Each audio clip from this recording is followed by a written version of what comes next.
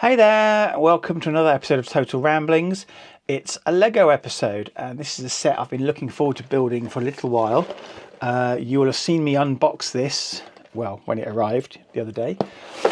It's the Lego Nintendo Game Boy. This is set 72046. It is 421 pieces. No light, sound and digital play functions. I dispute the grammar there. I think it should say no light, sound or digital display functions, but I'm happy to be corrected. There is the side of the box showing that you get a couple of Lego built game cartridges in addition to the actual Game Boy itself. There is the blurby side of the box. There's the top of the box showing you a one-to-one representation of one of the pieces being the D-pad. There's the blurby bottom of the box, and here's the back of the box showing an alternate display. So you get a few different displays that you can insert in here along with the cartridges, and you can see the cartridges actually go into the Game Boy itself. So we're going to do the usual time lapse, and we're going to build this, and then we're going to take a look at it.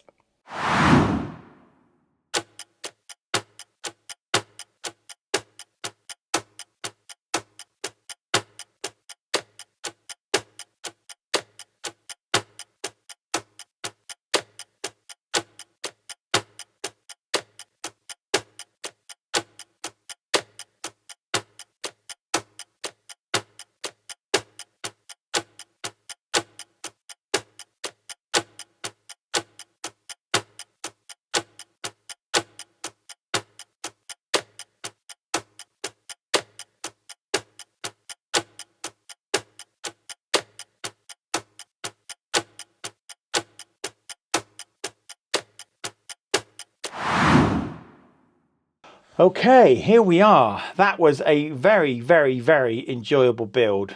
Let's get the boring stuff out of the way first, shall we?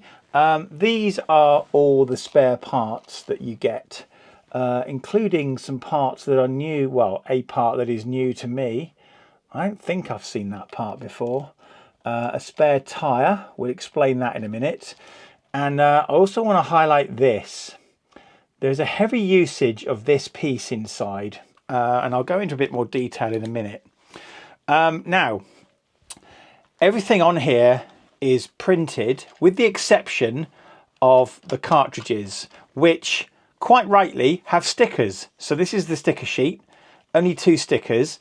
And when I say quite rightly, of course these need to be stickers because the original Game Boy cartridges had stickers on them. And what's more, these are very substantial stickers, better than I would think the normal Lego stickers, in my opinion. They're very thick and they are very suitable, very apt for this this build. So yeah, absolutely perfect. They should be stickers. Right, here's the manual. There are 5 paper bags, most of which have sub bags inside. Very simple plain manual. Obviously there's no minifigs in here, so we don't have like a minifig progress tracker in here.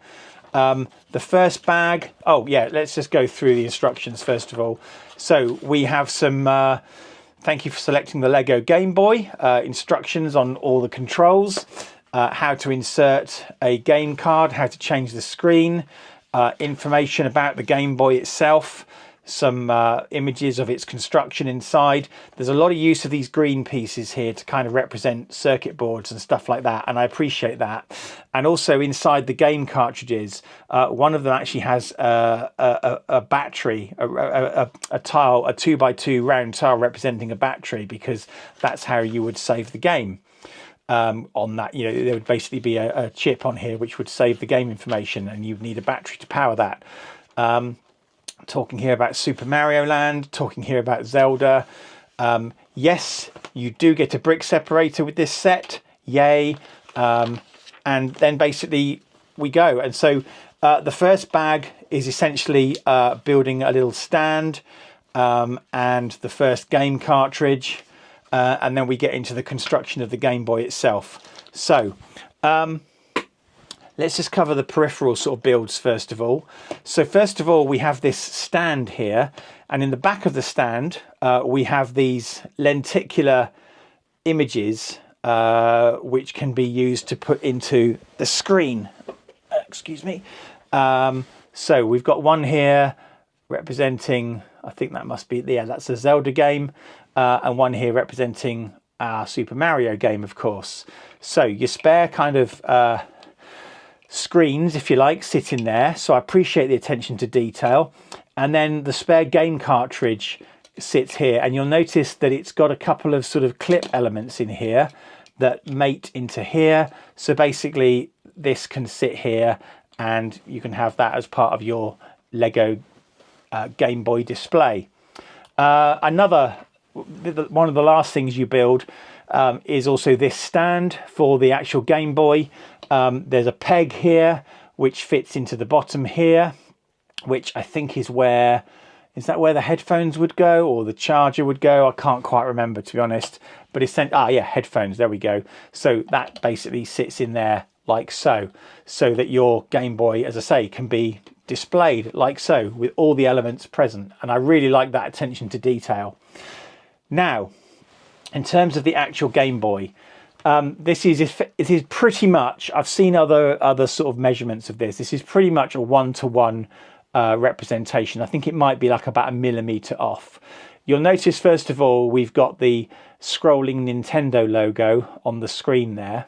Now, if you want to change that screen, it's quite simple. You pull out this game cartridge, you pull off what would be the battery cover here with a sort of representation of the tab here, and you pull this back and the screen slips out like that. And you can see here, this is the scrolling Nintendo screen that you would get every time you booted up your Game Boy. And I'm just going to pick one of these at random. So this is Mario. And then what you would do is you can put that back in there. You would close this, reinsert your battery cover, and because we've put Super Mario Land in, let's put the game cartridge in, and now we have another lenticular display here, so you can actually see Mario bouncing on the screen there. Really, really, really cool feature. On the top here, this is amazing. We have a power button. Listen to that. I'm going to put this next to the microphone. It's so satisfying. How cool is that? A power button. On the left hand side, we've got our contrast displays. So obviously the original Game Boy, excuse me, there's a cat hair stuck in here because I live with cats. The original Game Boy was a monochromatic display, and essentially, given the light conditions, you could adjust the contrast to make it easier to see. And we've got a spinning dial here. I think this would be for a data connection cable, if I remember rightly. Coming down to the bottom here, we've already seen this is where the headphones would go in. And on the other side here, we have our volume control. So essentially it's an identical function. This is for controlling the volume of the game. External connector would go in there. Okay, right. On the front here, we've got a couple of buttons, select and start.